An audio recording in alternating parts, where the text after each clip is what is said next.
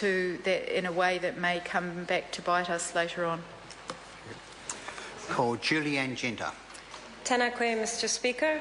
I rise to speak on the first reading of the Accounting Infrastructure Reform Bill. This bill, as other speakers have noted, makes changes to the auditing sector. And on the first reading, the changes seem to the Green Party to be a bit of a mixed bag. Some of the changes are good, and we can support those changes, but some seem to take us in a general direction of deregulation that we have some concerns about. So, as the Minister outlined, there are 5 main changes in the bill. One is expanding the definition of those who can conduct audits, enabling auditors to form limited liability companies, introducing new penalties for auditing offences, requiring medium and large charities to be audited, and allowing the New Zealand Institute of Chartered Accountants to merge with its Australian counterpart. We can agree strongly with the move to audit medium and large-sized charities. And allowing auditors to incorporate into limited liability companies is also fine. It is standard practice elsewhere, and currently auditors have the ability to limit their personal liability through trusts here in New Zealand. So it seems like standard practice. The fishhook for us is that the government is proposing to set the minimum standards for audit companies in regulation rather than putting it down in legislation. And I guess it's important to realize that these standards really lie at the heart of the auditing profession and sector, and the auditing sector is crucial to the healthy functioning of markets, particularly in the long term.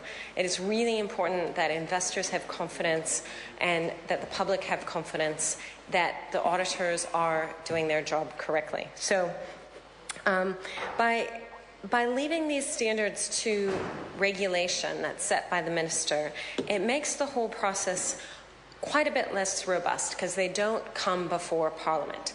And it means that one person or a few people in Cabinet are responsible for setting those regulations. And it makes it much more vulnerable to lobbying. The minister set out an excellent explanation, and we accept they want to do the right thing with this bill. But there were a few key buzzwords in his speech and in other government MPs' speeches, and particularly increasing efficiency. And that really should give us pause, because while it's easier to say that it's better to get things done quickly and cheaply, and I'm sure a lot of people would agree with that, it's better to get things done quickly and cheaply, sometimes that can end up costing us a whole lot more in the end. And I'm sure New Zealanders sitting at home watching this debate tonight would agree with that sometimes taking the quicker and easier option in the short term leads to unforeseen costs in the long run. And the global financial crisis really should have taught us about the importance of independent regulatory oversight, broadly speaking, generally speaking. The loss of hundreds of billions of dollars of wealth across the world did not happen because of too little regulation. It was, frankly, it did not happen because of too much regulation. It happened because of too little regulation and a cozy relationship between the finance industry, regulators, and legislators in many, many countries. And we should remember here in New Zealand, we are a small country with a small market, which makes us particularly vulnerable. We need to be very cautious. Ireland and Iceland come to mind as small countries that seem to achieve enormous economic growth for a few years thanks to a certain level of deregulation, particularly in the finance industry. But that did turn out to have quite disastrous results. So I appreciate that the factors leading to financial and economic calamity in Ireland and Iceland may seem quite far from a bill in New Zealand that's primarily focused on deregulating the auditing sector. But I think it's worth considering, because the pressure investment banks put on politicians in other countries overseas, and no doubt here in New Zealand, to deregulate so that they could earn bigger profits in the short term is suspiciously similar to the rhetoric that we hear from this government all the time, cutting red tape to supposedly help the economy. And I suppose there is some logic to that facile argument if one is only concerned about the short term. it's one of the big differences between this government and the Green Party is that we are very focused on the long term and getting the best results for all New Zealanders and the New Zealand economy for more than just tomorrow or next year or next quarter. You know, we're thinking about generations to come. And so, as I was looking through the regulatory impact statements on this bill, although we agree with some areas, I was really struck with the number of times officials had written that there wasn't any evidence to support the benefits that were justifying the changes that are laid out in this bill. So one of those areas is the merger of the NZICA with its Australian counterpart. And I have spoken with the NZICA. I accept that there might be some logic and that that's what their members want.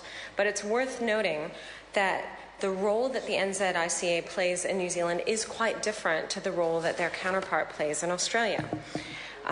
Australia has a direct regulation model, whereas we in New Zealand have self-regulation. There is quite a bit of, it's quite an unusual situation where we have the professional body that is self-regulating on the one hand and has a statutory function set out in legislation.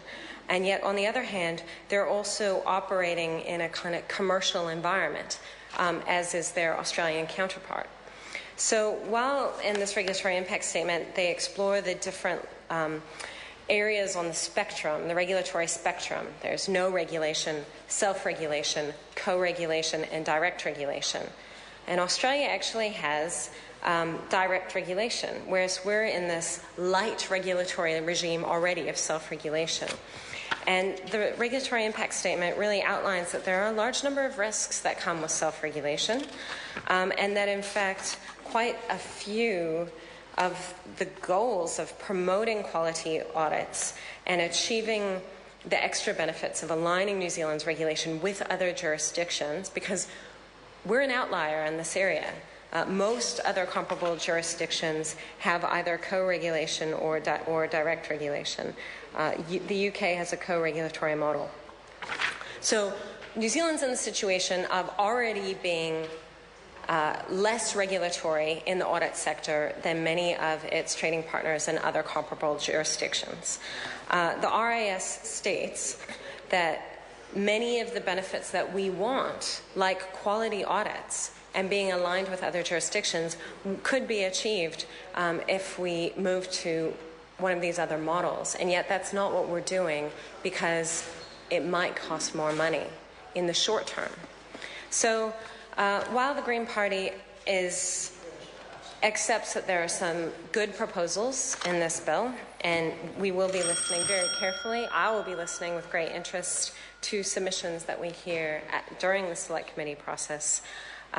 We're simply a little bit concerned that there hasn't been enough evidence put forward for this move, that it's taking us away from more oversight, independent oversight, which is so critical, particularly in 2014, I think, in the financial sector. And the auditing sector is absolutely crucial to the health of our financial markets in the long term.